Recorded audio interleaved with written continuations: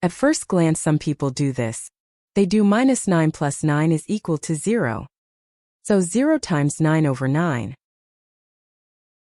Then think 0 times 9 is equal to 0.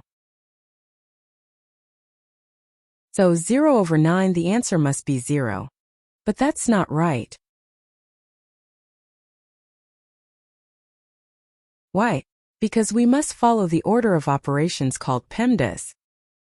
First we have to do parenthesis, then exponents, then multiplication and division, and finally addition and subtraction.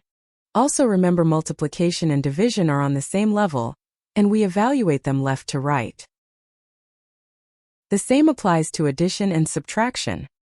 Now there's an addition and a multiplication.